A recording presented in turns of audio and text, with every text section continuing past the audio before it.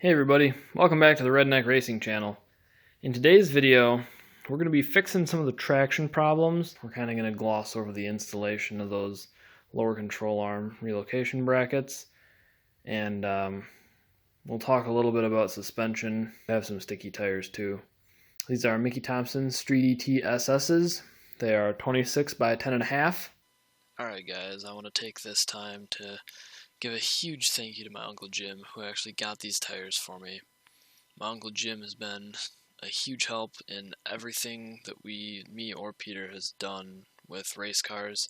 He's the person who got me into racing and has just helped out in every single way possible as we were building these cars, from advice and phone calls to noticing that I was having some problems with traction at the racetrack when he was there watching, and hooking me up with a new set of tires. So I just wanted to say my Uncle Jim is an awesome guy, and thank you very much for getting these tires for me. The rims are Aero Race rims, 15-inch rims, 15 by 8 rims, 4 inches of back spacing. We're going to be throwing them on today as well and seeing how they look.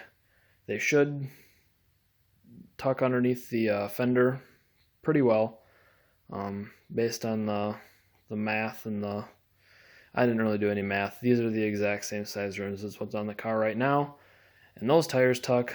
These ones bulge out a little bit more, so they might stick out right to the edge of the fender well, which is fine. So hopefully these tires will do a huge part in gaining some traction. As you saw in the last race day video, we put on some of Peter's Mickey Thompson tires, and they did wonders. These are a little bit shorter. Those tires are 28 inches tall. These are 26 inches tall. So hopefully we'll be able to get the acceleration back with these with having a smaller tire, or a shorter tire. And the lower control arm relocation brackets will help us drop the rear mount on the lower control arm, and hopefully that'll get these tires to kind of plant into the ground a little bit harder, and we'll be able to get off the line with very little, if any, spinning. So I'm gonna weld those on hopefully fairly quickly. It should be pretty quick. Basically, the old bolt hole where the control arm mounts originally goes through this hole, and now we've got farther down and even farther down, and basically we're just going to weld around here and maybe see if I can get a bead on the inside here. I believe I can make a weld in there, so we'll see how that goes. Alright guys, the first step in putting on these lower control arm relocation brackets is you have to take the rear mount of the lower control arm off. And that is this right here. There's a bushing in here. This is the control arm running back, and this is the stock bracket. There's the one on the other side. That'll give you like a farther away view of it.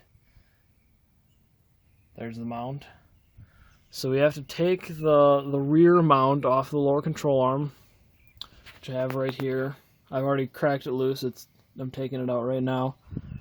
And the bracket that we're welding on just sits down here more, and you can then pivot the control arm down, and we'll be mounting it in right about here. It says 3 inches below the stock mounting point, maybe right about right here maybe.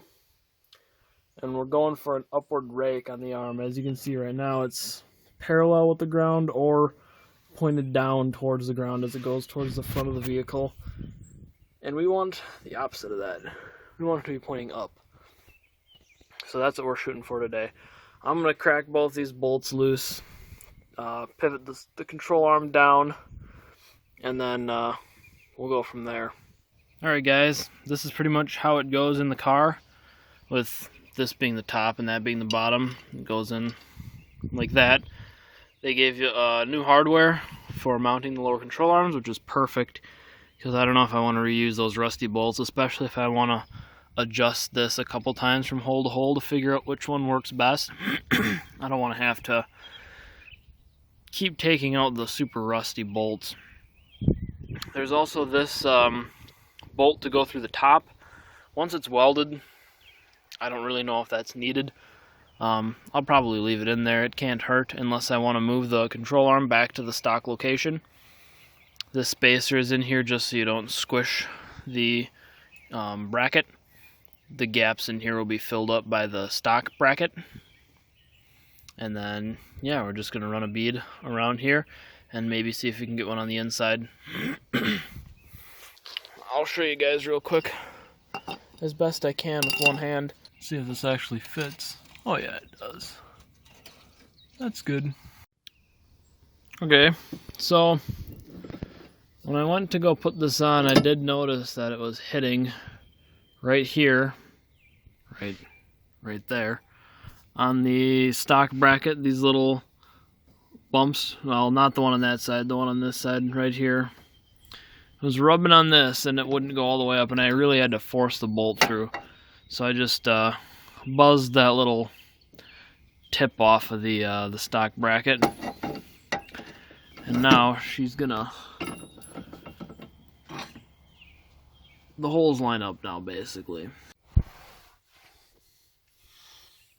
Okay, so if you're curious about what that metal piece, the little metal cylinder was for, the tube, that's what it's for. So there's the whole bracket, and I'm choosing to put the bolts in through the other way so that my brake drum isn't in the way.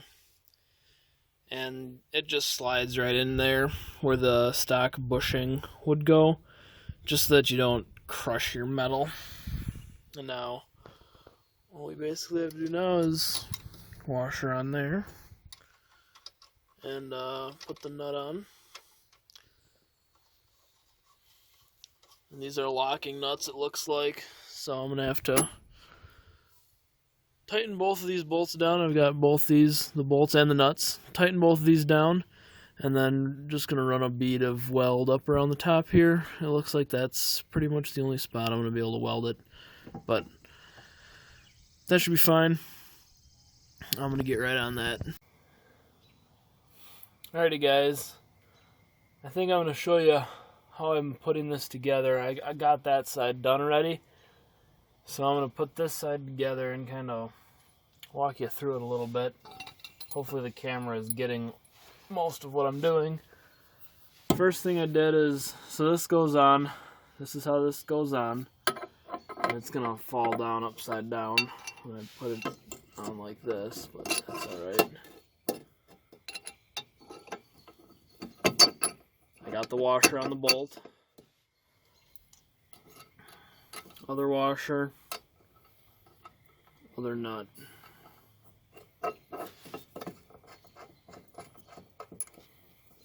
I'm just going to leave it loose, and I've got to fit it up here like this so that the other bolt will go through. Get this out of my way.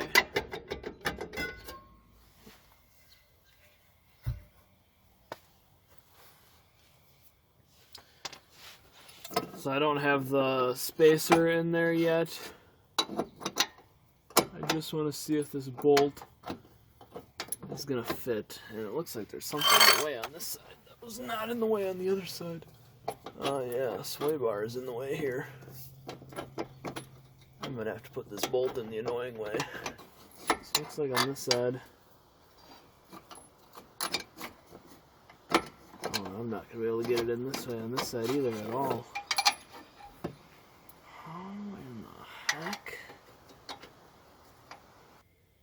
Does look like I need to take more off. This is where I'm taking material off so that this will fit.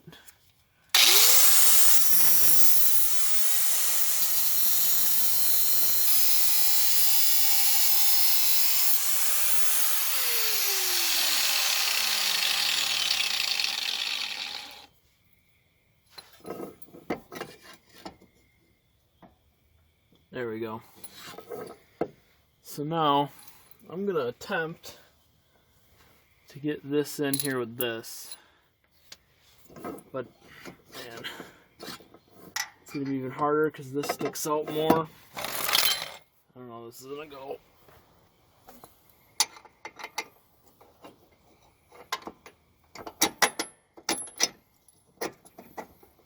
got the bolt in.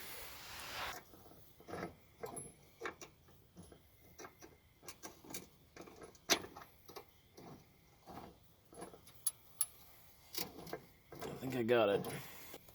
Maybe. It might need a little persuasion. Alright.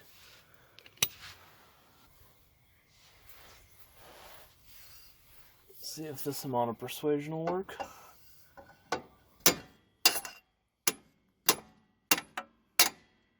Yep. I hope I never have to take this bolt out. I'm gonna get my last washer, my last nut. Just like that.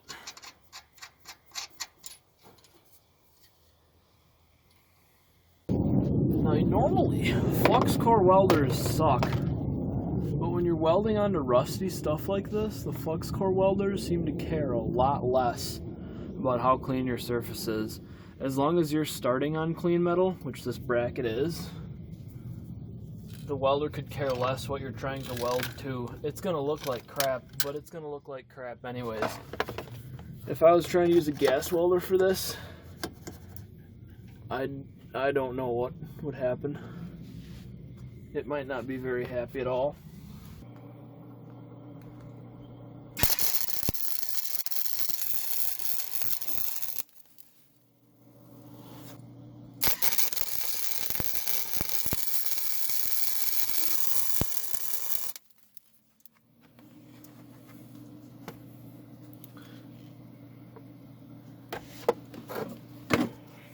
Yeah, that looks about done-ish.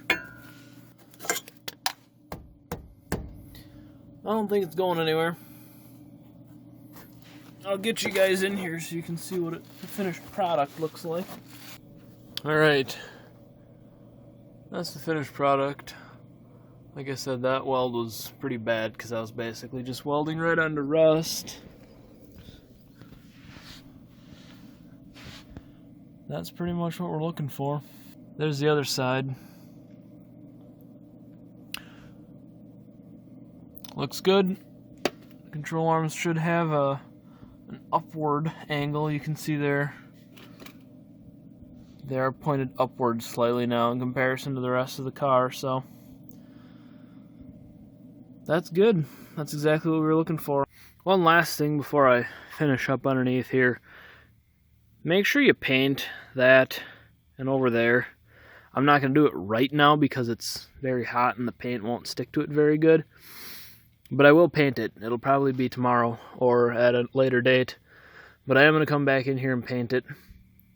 Otherwise it's just going to rust and the welds are going to rust and it's just going to ruin all your hard work. So make sure you come back and paint it.